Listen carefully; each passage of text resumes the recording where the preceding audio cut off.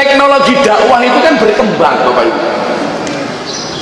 Di zaman Rasulullah dakwah itu bilisan. Maka kita mendengar ayat, tidaklah seorang rasul itu diutus kepada kaumnya kecuali dengan bahasa lisannya. Surat Ibrahim ayat 4. Bilisani qaumi. Ajak-ajak pakai lisan. Di zaman sahabat sudah mengalami transformasi. Dari sekedar bilisan menggunakan apa? Bil kolam. Maka sejak zaman Utsman bin Affan sudah mulai hadis dan Quran itu dibukukan. Saya ulangi, pembukuan Al-Quran dan Al-Hadis itu baru mulai di zaman Utsman bin Affan. Jadi kalau hari ini ada orang mengatakan tidak penting ngaji dengan ustaz, tidak penting ngaji sama kiai, langsung saja dengan Kanjeng Nabi, Anda tidak akan pernah bisa membaca Al-Quran, karena Quran itu produknya Utsman, bukan produknya Kanjeng Nabi. Kalau Anda pengen ngaji seperti Kanjeng Nabi kepada Jibril, tidak boleh membuka Quran seperti Ustadz Gun, tetapi harus didikte. Saya membaca, Anda mengikuti. Jadi salah kalau hari ini orang mengatakan, wah nggak penting ngaji sama Ustadz, nggak penting ngaji sama kiai, yang penting langsung dengan Kanjeng Nabi. Ini gagal paham memahami sejarah. Karena Rasulullah belum pernah membukukan Al-Quran, Rasulullah belum membukukan Al-Hadis. Langsung dengan Kanjeng Nabi.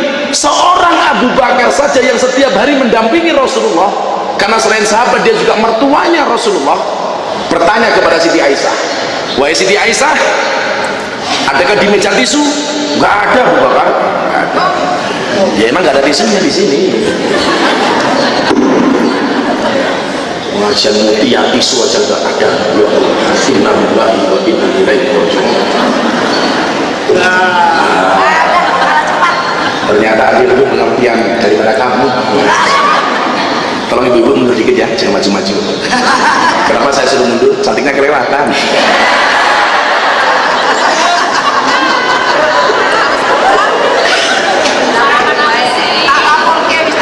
Cadot.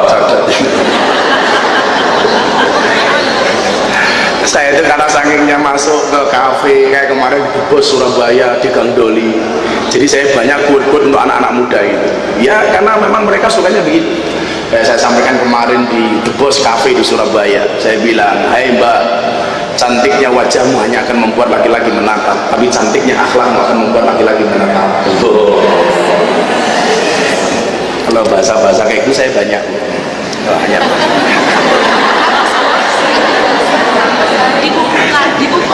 Saya sangat banyak, Masya Allah, luar biasa pokoknya.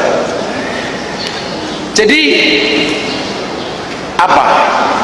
Terakhir mau ngomong apa tuh? Jadi gara-gara isu ini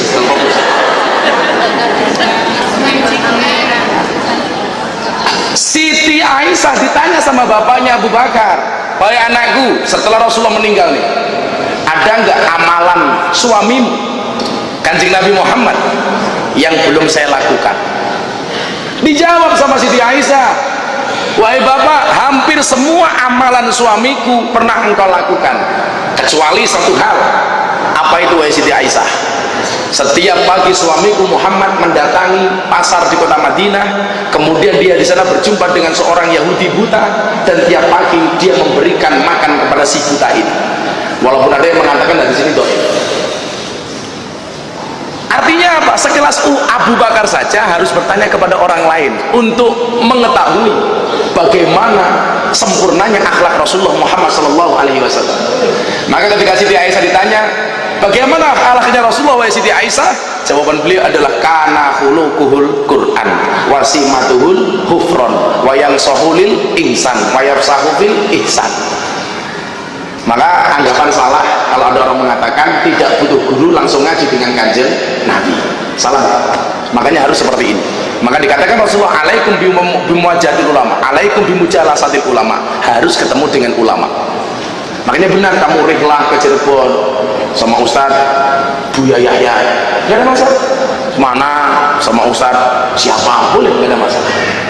Yang penting pesan saya itu, jangan pernah membanding-bandingkan Ustaz. Saya suka dengan ini, nggak suka dengan itu. Emangnya lu siapa? Kan dia itu Ustaz punya mazhab masing-masing. Seperti rumah makan, ada ada spesialis soto, rawon, nasi goreng, pecel lele, rujak congor dan lain sebagainya. Semuanya punya kelebihan masing-masing. Kenapa? Rujak? Saya tadi bilang apa? Ya kan congor-congor saya sendiri.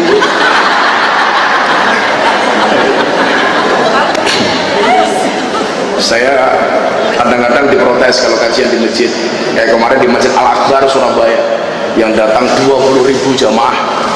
Jadi ini 20.000 jamaah di Masjid Al-Akbar Surabaya. Kenapa kemudian Gus Miftah itu kalau menyampaikan kajian kok sersan, serius, tapi santai, pakai guyon dan sebagainya? Ulama itu ada dua yang berpendapat soal penyampaian dakwah. Yang pertama adalah Imam Hasan As-Sadzili. Dia mengatakan apa? Kalau kamu ngaji kepada guru itu tidak bisa membuat kamu tersenyum, tinggalkanlah. Imam Hasan As-Sadzili. Tapi kalau yang membuat Ratib Al-Haddad mengatakan apa? Kalau kamu berguru kepada orang, ngaji kepada orang, dia tidak bisa membuat kamu menangis, maka tinggalkanlah. Nah, makanya saya balik. Kadang-kadang kalau pengajian awal saya guyang-guyu kayak As-Sadzili, selesai pengajian biasanya nangis kayak yang nulis Ratib Al-Haddad. Jadi kalau ada orang mengatakan ngaji pakai guyon nggak boleh, wah itu jelas dolannya kurang atur, turunnya kurang bunyi, konconnya kurang teh, kopinya orang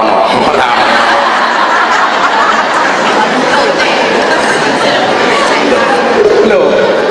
Yang namanya kita dakwah itu kan pasti punya dasar. Saya punya dasar, memang seperti itu.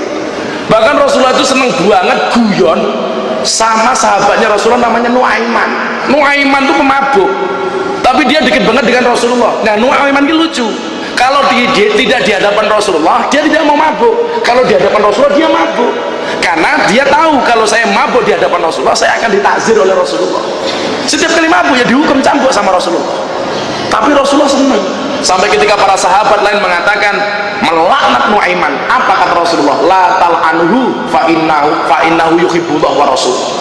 Jangan kamu membenci Nuaiman, karena Nuaiman itu cinta dengan Allah dan Rasulnya. Jadi ukuran orang itu baik atau buruk cuma dilihat ini saja, apakah dia masih punya rasa cinta dengan Allah dan Rasulnya. Makanya kenapa saya sayang dengan para pendosa, karena mereka walaupun banyak dosanya, mereka masih punya cinta kepada Allah dan Rasulnya. Maka saya selalu mengatakan, jangan pernah menghina pendosa seolah-olah kita tidak pernah berbuat dosa. Ini Nuaiman dengan mabuk diomeli sama Kanjeng Nabi. Kurang ajarnya itu apa? Pagi-pagi Nuaiman bawa orang dagang makanan kepada Rasulullah. Rasulullah kan seneng, wah ditraktir sama Nuaiman nih.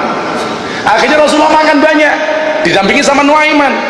Begitu selesai makan, Nuaiman pergi. Kanjeng Nabi memanggil Nuaiman, Nuaiman, kok nggak kamu bayar? Apa jawaban Nuaiman? Apa pantas seorang hamba membayar seorang nabi?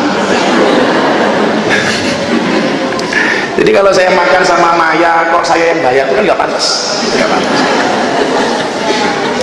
Ada dalilnya soalnya itu. Bahkan Anda tahu, ini saya jawab sebelum saya teruskan hoak tadi. Nuaiman itu pernah membuat si Utsman bin Affan itu diinjak-injak kepalanya sama orang buta. Gara-gara apa? Ada orang buta pengen ke toilet, pengen kencing. Orang buta tanya, toiletnya di mana? Dituntun sama Nuaiman, ternyata tidak dibawa ke toilet, tapi dibawa ke mimbar masjid. Akhirnya masih buta ini kencing di mimbar masjid. Begitu dia kencing, ditegur sama sahabat yang lain. Hei, kok kamu kencing di situ? Loh, tadi saya minta diantar ke toilet, katanya ini toilet. Ini bukan, itu mimbar. Akhirnya apa? Si buta ini bertanya, yang membawa saya ke sini siapa? Nuaiman. Dicarilah si Nuaiman. Keesokan harinya dia teriak di masjid, mana Nuaiman? Delalah, ketemu sama Nuaiman. Nuaiman bilang, kamu nyari siapa? Nuaiman. Yuk tak antar. Nuaiman ada di dalam masjid. Awas kalau ketemu.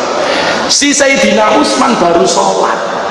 Selesai sholat, si buta dibawa sama Nuaiman. Kamu pengen tahu mana Nuaiman? Nih orangnya baru sholat. Diinjak-injak kepalanya sama si orang buta ini. Padahal waktu itu khalifah loh. Akhirnya orang ini ditanya, kamu ngapain? Saya lagi nginjak Nuaiman. Salah, ini Sayyidina Utsman. Nuaiman lari. Sampai guyonnya zaman Kanjeng Nabi kayak ngono loh. Oh, ngaji guyon itu orang sepiro, bro, orang sepiro. Belum ada apa-apanya, dan saya punya dasar untuk itu. Makanya kenapa saya mengambil jalan dakwah seperti itu.